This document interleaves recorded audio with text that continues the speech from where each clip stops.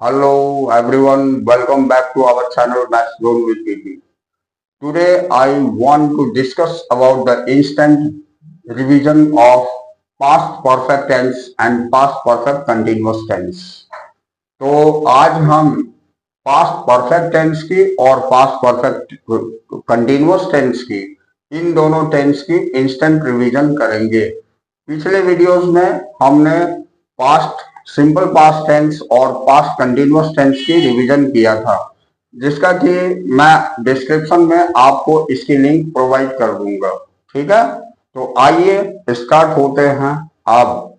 तो ये हमारा तीसरा टेंस है और जैसा कि हमने आपको बताया था कि perfect is always comes into the third number, so V3 form is used. तो V3 इसमें यूज होती है, वर्ब का तीसरा रूप। राइट, तो आइए अब हम इसे स्टार्ट करते हैं। ये बिल्कुल आसान तरीके से हम लोग टेंस की रिवीजन कर रहे हैं, जिससे कि आपको अच्छी तरह समझ में आएगी और ये टेंस सीखना बिल्कुल आसान हो जाएगा। और अगर आप टेंस अच्छी तरह सीख लेते हैं, इसकी प्रैक्टिस कर लेते हैं, तो आपको सेंटेंस बनाना आसान हो जाता है। इन this way you can learn English in speaking, writing and reading also. ठीक है, आप लिखना, पढ़ना, बोलना तीनों अच्छी तरह से सीख पाएंगे। तो आइए स्टार्ट होते हैं। तो इसमें पहला एग्जाम्पल मैं लेता हूं। मैं अंग्रेजी पढ़ा चुका था, पढ़ा चुका था या पढ़ाया था। इस तरह के वाक्य आ जाते हैं। इसके लास्ट में चुका था या आ की मात्रा था के साथ। दूसरी वाक्य, तुम स्कूल जा चुके थे,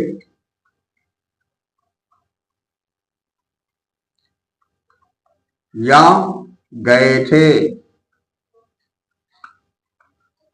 तो यानी कि चुके थे लास्ट में और एक ही मात्रा थे के साथ। तीसरी, वह खाना पका चुकी थी,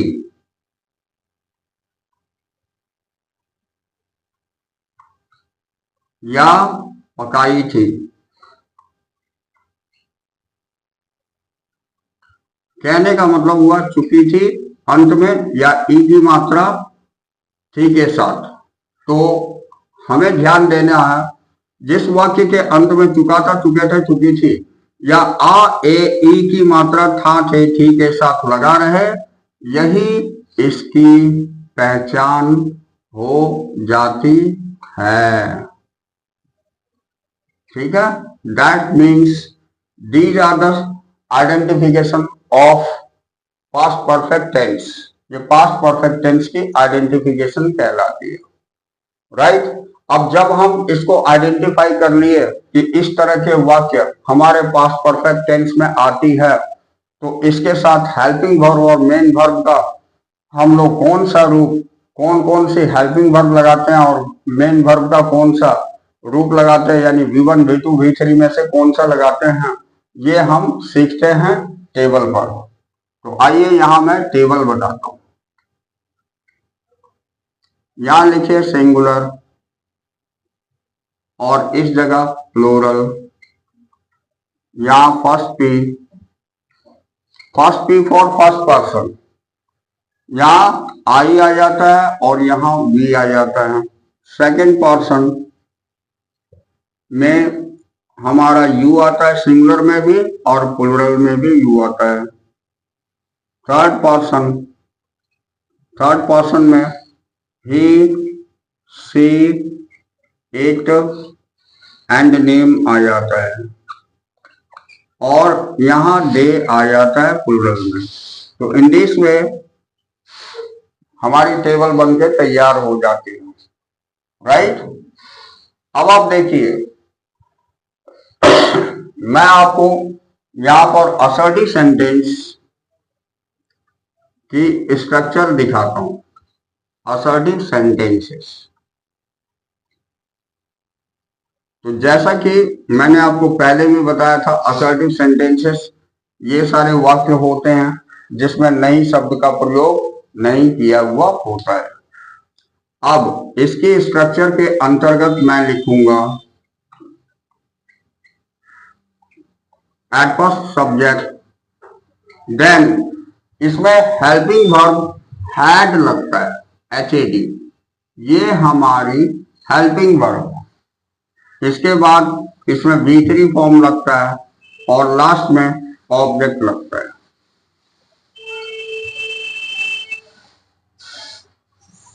तो ये जो है स्ट्रक्चर हमारी कंप्लीट हो गया। अब इसका एग्जाम्पल देखिए, बताऊंगा। ये हेल्पिंग वर्ब, ये याद रखिएगा, हैड का प्रयोग यहां मैं बता रहा हूं टेबल में। हैड का प्रयोग सबके साथ हो जाता है। This one is also very easy. यहाँ आई के साथ, वी के साथ, यू के साथ, इस यू के साथ, इस ही से, इट और नेम के साथ, और इस दे के साथ। दैट मीन्स हैड का प्रयोग हम सबके साथ कर लेते हैं और उसके बाद V3 का प्रयोग सबके साथ होता है। That is very simple. तो आइए हम स्टार्ट होते हैं, इसे देखते हैं इंग्लिश में हम कन्वर्ट कैसे करते हैं। तो पहला हो जाएगा, इसमें मैं अंग्रेजी पढ़ा चुका था तो इसका हो जाएगा आई हैड। टीच का V3 फॉर्म टॉट होता है और इंग्लिश,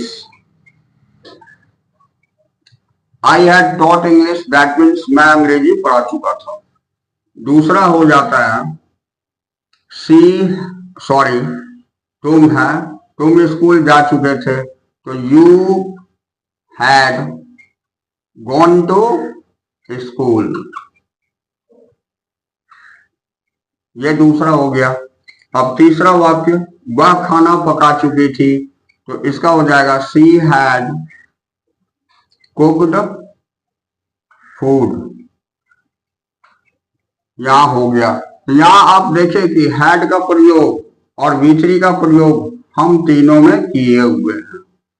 तो इस तरह हैड और V3 का फॉर्म इसमें यूज होता है असर्टिव सेंटेंस में, राइट।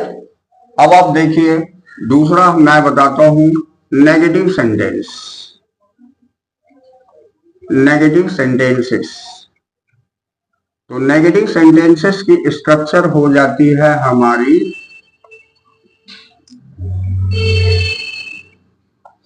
इसके स्ट्रक्चर के अंतर्गत थोड़ा सा चेंज होता है। यहां हैड के बाद नोट लगा देते हैं, बाकी सारे सेम होते हैं। तो आइए मैं लिख के दिखाता हूं, at first subject, then had, इसके बाद नोट, फिर V3 और लास्टली ऑब्जेक्ट। तो अंत में हम ऑब्जेक्ट का यूज करते हैं। एग्जाम्पल इसकी देख लीजिए।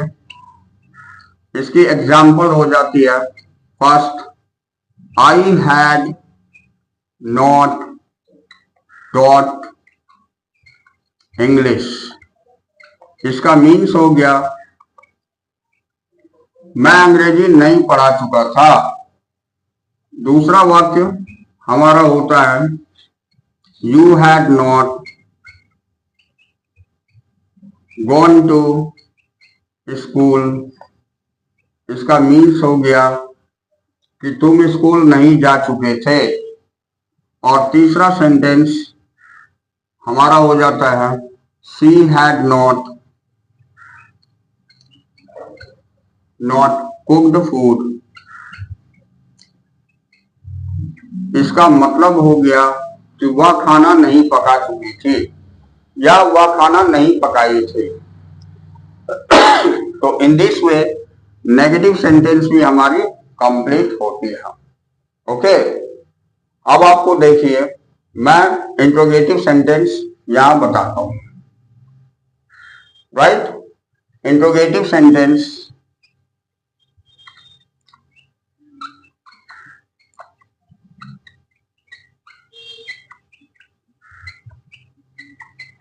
इंट्रोगेटिव सेंटेंस की स्ट्रक्चर हो जाती है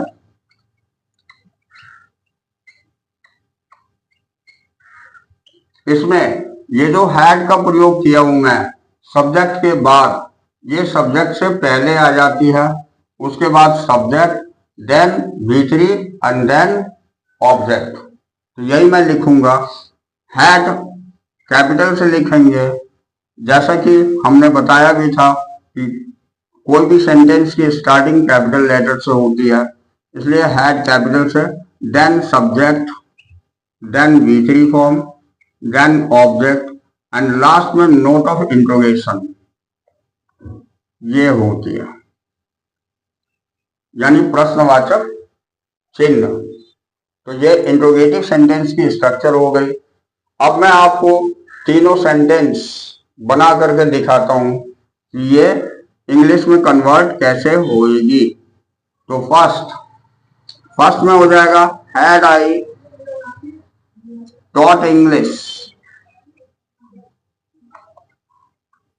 इसका मतलब हो गया, क्या मैं अंग्रेजी पढ़ा चुका था। दूसरा हो जाएगा had you gone to school, क्या तुम घर जा चुके थे। और तीसरा हो जाएगा हैड शी कुक्ड फूड। इसका मतलब हो गया, क्या वह खाना पका चुकी थी। तो इन दिस वे हमने असर्टिव, नेगेटिव, इंट्रोगेटिव तीन टाइप की सेंटेंसेस इससे बनाना सीख लिया। तो ये हमारी पास्ट परफेक्ट टेंस की इंस्टेंट रिवीजन हो गई।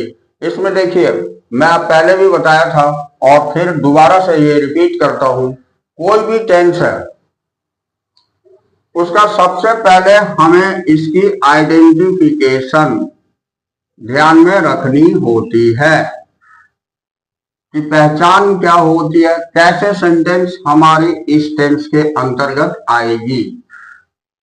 दूसरी बात, इसमें हेल्पिंग वर्ब और मेन वर्ब का ध्यान रखना होता है कि कौन सा हेल्पिंग वर्ब यूज होगा और मेन वर्ब कौन सा यूज होगा। अब तीसरी बात, हेल्पिंग वर्ब अगर यूज होता है तो अकॉर्डिंग टू टेबल हमें यह ध्यान रखना पड़ता है कि हेल्पिंग वर्ब किसके साथ कौन सा यूज होगा और कौन सा नहीं होगा।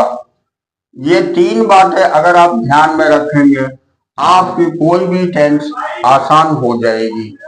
इस तरह आप पास्ट परफेक्ट टेंस की रिवीजन देख लिए। अब मैं आपको चौथा tense, past perfect continuous tense की रिवीजन करवाता हूं। ओके, तो ये हमारा तीसरा था और अब चौथा टेंस बताने के बाद पास्ट टेंस की रिवीजन हमारी कंप्लीट हो जाएगी। इसके बाद अगले वीडियोस में हम फ्यूचर टेंस की कर लेंगे instant revision. In this way tenses हमारी प्रॉपरली रिवाइज हो जाएगी, राइट। तो आइए अब स्टार्ट होते हैं। Let's start for the fourth number of past tense, that is past perfect continuous tense. So we should have to revise it properly to complete our English instantly. जल्दी से हम इसे अच्छी तरह तुरंत रिवाइज करके इसे हम अच्छी तरह सीख सकते हैं। ठीक है, तो आइए हम स्टार्ट होते हैं। तो यहां देखिए, मैं आपको चौथा tense past perfect continuous tense की रिवीजन करवाता हूं। तो जैसा कि आप देख रहे हैं कि the name of this tense is very long. In this way, the sentences will be also long because due to use of timing के यूज के कारण इस टेंस की सेंटेंस भी हमारी बड़ी हो जाती है और उसका यूज हम कैसे करते हैं वो सारा मैं बता रहा हूं।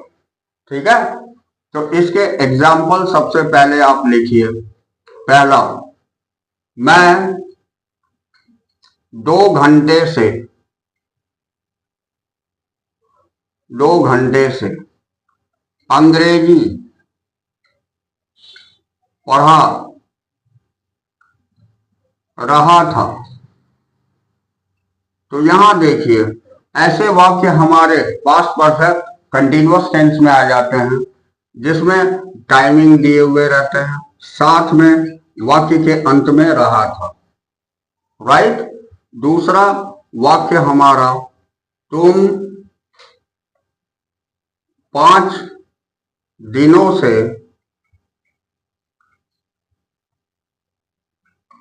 स्कूल जा रहे थे।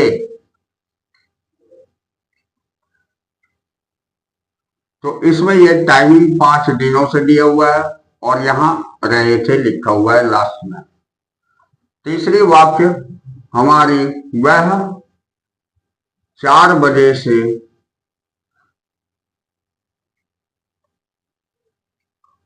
खाना पका रही थी। तो तीसरी वाक्य में ये 4 बजे से टाइमिंग दिया हुआ है और लास्ट में रही थी। तो हमें ये ध्यान रखना है कि जिस किसी सेंटेंस में टाइमिंग के साथ रहा था, रहे थे, रही थी लगा हुआ रहता है, तो ये हमारी और ये दोनों पहचान हो जाती है। That means this one is identification. Okay, identification of this tense, past perfect continuous tense. तो ये पास्ट परफेक्ट कंटिन्यूअस टेंस की आइडेंटिफिकेशन हो गई। अब जबकि हम पहचान गए कि ये वाक्य हमारे पास्ट परफेक्ट कंटिन्यूअस टेंस की है, तो अब इसका बनाने का नियम क्या होता है, इंग्लिश में कन्वर्ट करने का नियम, उसी को मैं बनाने का नियम बोल रहा हूं। तो इसको इंग्लिश में कन्वर्ट करने का नियम वो मैं आपको टेबल पर बताता हूं। तो यहां आइए, टेबल में मैं दोबारा से लिख देता हूं। That is singular and plural here and first person, as you know, I comes into the singular and we comes into the plural. In second person, you in singular and you is also in plural. Third person में he she it आ जाता है और name भी आ जाता है और यहाँ plural में दे आ जाता है। इन दिस वे हमारी टेबल बनकर तैयार हो गई। राइट। ये टेबल इसलिए मैं बताया यहाँ कि टेबल के आधार पर ही हम हेल्पिंग वर्ब बताते हैं कि हेल्पिंग वर्ब कहाँ और कैसे यूज होगा। This one is very important. ये जानकारी अगर हो जाती है तो हमें हेल्पिंग वर्ब का यूज करना आसान हो जाता है। तो आइए, अब मैं आपको यहाँ असर्टिव सेंटेंस बताता हूं कि असर्टिव सेंटेंस के वाक्य हमारे कैसे इंग्लिश में कन्वर्ट होगी। राइट। तो एट फर्स्ट स्ट्रक्चर में यहां आप देखिए, सबसे पहले सब्जेक्ट होता है, फिर हेल्पिंग वर्ब हैड के साथ में बीन का यूज होता है। ये हैड बीन हेल्पिंग वर्ब हो गई। इसके बाद V1 ing यूज होता है।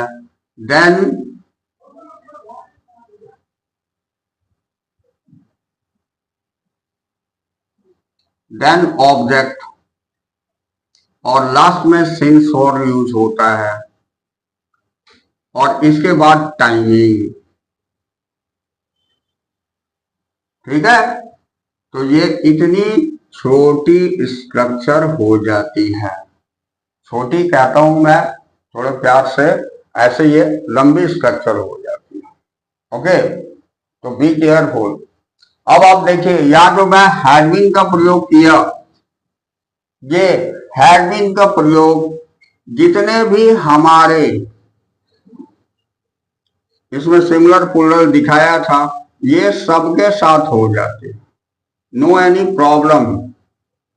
इसमें सबके साथ हैड बीन का प्रयोग होता है। उसका V1 ING सबके साथ प्रयोग होता है। सिंस फॉर, यहां पर हमने आपको सिंस फॉर भी दिखाया है।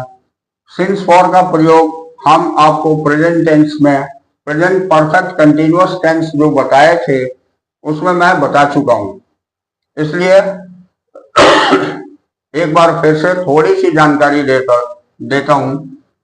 सिंस का प्रयोग हम लोग पॉइंट ऑफ टाइम के लिए करते हैं, यानी निश्चित समय के लिए करते हैं। एंड फॉर का प्रयोग हम अनिश्चित समय, that means period of time के लिए करते हैं। इतना सा ध्यान रखेंगे। अब आइए इसको हम इंग्लिश में कन्वर्ट करते हैं सारे एग्जाम्पल को। तो पहला एग्जाम्पल, मैं 2 घंटे से अंग्रेजी पढ़ा रहा था। तो इसका मैं अंग्रेजी पढ़ा रहा था, इसका वाक्य पहले बनेगा, फिर बाद में सिंस फॉर लगा करके ये टाइमिंग लगाएंगे। तो आइए यहां हो जाता है, I had been teaching English. अब यहां हम देखेंगे कि 2 घंटे से है, तो इसके लिए फॉर का प्रयोग होगा, क्योंकि ये आपको पीरियड ऑफ टाइम दिया हुआ है। तो फॉर 2 आवर्स। तो यहां हमारी I had been teaching English for 2 hours, ये मैं 2 घंटे से अंग्रेजी पढ़ा रहा था कि इंग्लिश बन गई। ठीक है। अब दूसरा वाक्य मैं देखता हूं, you had been going to school.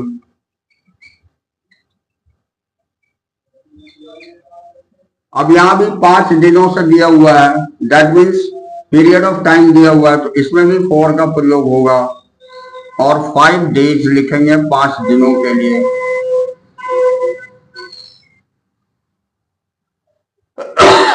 तो you had been going to school for 5 days, इसका मीन्स हो गया कि तुम 5 दिनों से स्कूल जा रहे थे।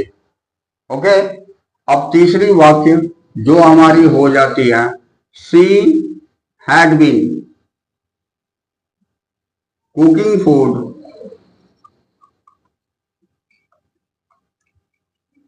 अब यहां देखिए 4 बजे से है, this one is point of time given, तो इसलिए यहां पर हम सिंस लगाएंगे। सिंस 4 बजे को 4 o'clock बोला जाता है, तो ये लिख देंगे टाइमिंग। तो she had been cooking food since 4 o'clock means हो गई वह 4 बजे से खाना पका रही थी। तो in this way we can convert Hindi to English easily if we know the use of helping verb and main verb. Okay. तो असर्टिव सेंटेंस की ये वाक्य हमारी बन जाती है। अब यहां मैं आपको नेगेटिव सेंटेंस दिखाता हूं कि नेगेटिव सेंटेंस के वाक्य हमारे कैसे बनते हैं। तो नेगेटिव सेंटेंस में नोट का प्रयोग होता है, जैसा कि हम लोग जानते हैं। तो इसकी स्ट्रक्चर के अंतर्गत हम ये देखेंगे कि नोट का प्रयोग कहां करते हैं। तो यहां हमारी सब्जेक्ट सबसे पहले होती है, उसके बाद हैड यूज होता है। ये हैड बीन के बीच में नोट का प्रयोग होता है। तो हैड के बाद हम नोट लगा देंगे, देन बीन।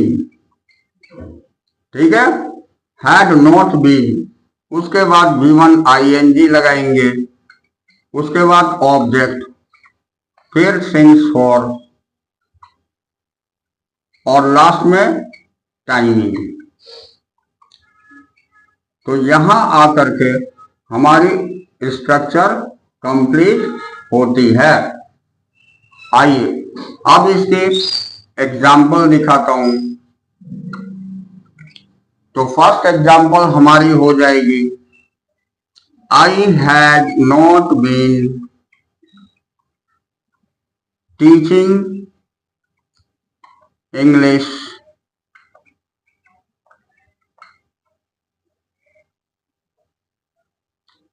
For 2 hours। ठीक है। इसका मीन्स हो गया कि मैं 2 घंटे से अंग्रेजी नहीं पढ़ा रहा था। ओके, अब आइए दूसरा सेंटेंस हमारा हो जाएगा, you had not been going to school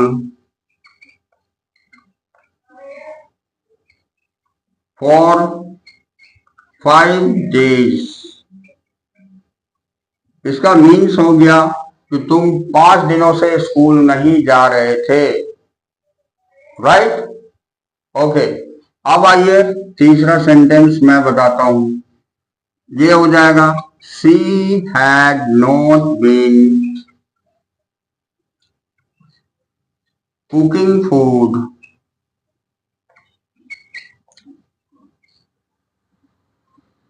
since 4 o'clock।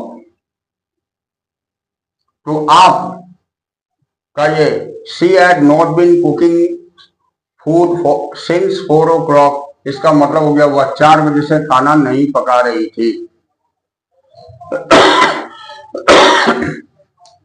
तो इसमें हम ये बताना चाहेंगे, हेल्पिंग वर्ब आप देख रहे हैं और मेन वर्ब के साथ V1 ING लगाया और सिंस फॉर का प्रयोग किया।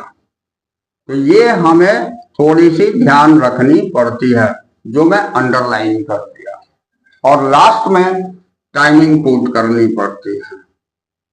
ओके, लाइक दैट इसमें भी हैड नॉट बीन सब में मैं लगाया हूं और V1 ING लगाया हूं, उसके बाद सिंस फॉर का यूज किया हूं और टाइमिंग का यूज किया हूं।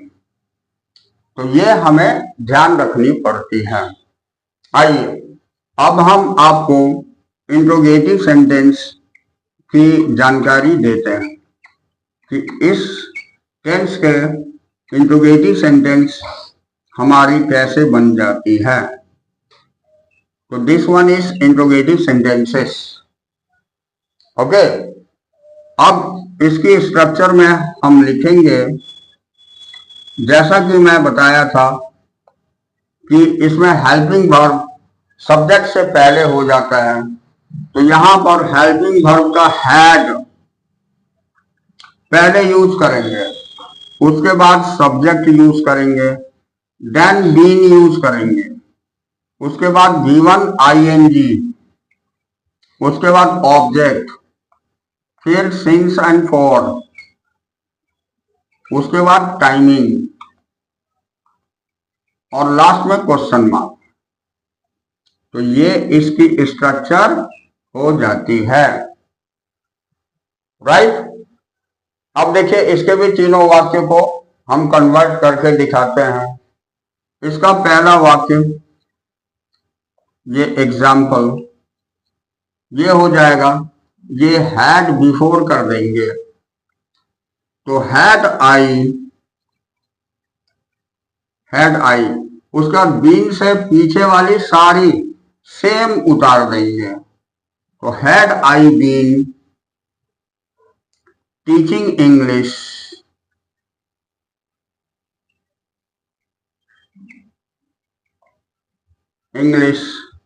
For 2 hours, note of interrogation. Be careful, ये इंट्रोगेटिव सेंटेंस में नोट ऑफ इंट्रोगेशन आप भूलेंगे नहीं, इसलिए मैं बता रहा हूं कि suppose that you have written this sentence absolutely correct but not given your note of interrogation, the sentence will be wrong due to only not putting the note of interrogation. In this way, that is, note of interrogation is very important. You should have to put it properly. Okay? तो आइए अब दूसरा मैं बता रहा हूं।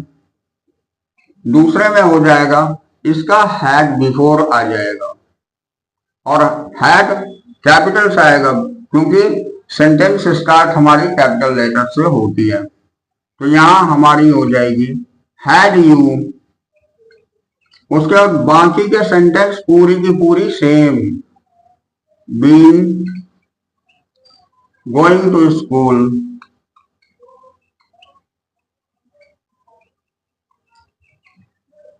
4-5 days.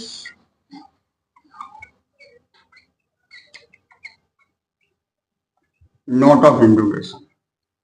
तो इसकी हिंदी हो गई, क्या तुम 5 दिनों से स्कूल जा रहे थे?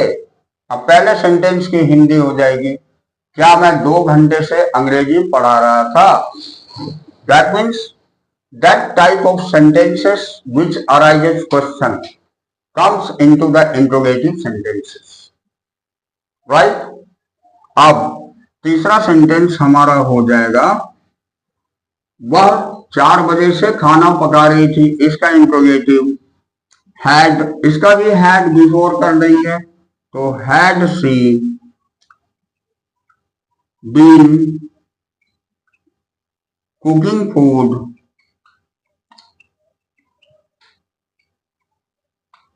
since 4 o'clock. Note of interrogation. इसके हिंदी हो गई, क्या वह 4 बजे से खाना पका रही थी? तो in this way you have seen that the revision of this tense, past perfect continuous tense, is completed here. So we have discussed about past perfect tense and past perfect continuous tense. That means third and fourth tense of past properly, and we should revise it instantly. In this way, in next videos, I will give you the information about the instant revision of future tense and the two tense, that is simple future tense and future continuous tense. Okay, so we will meet again on the next video. That's all for today.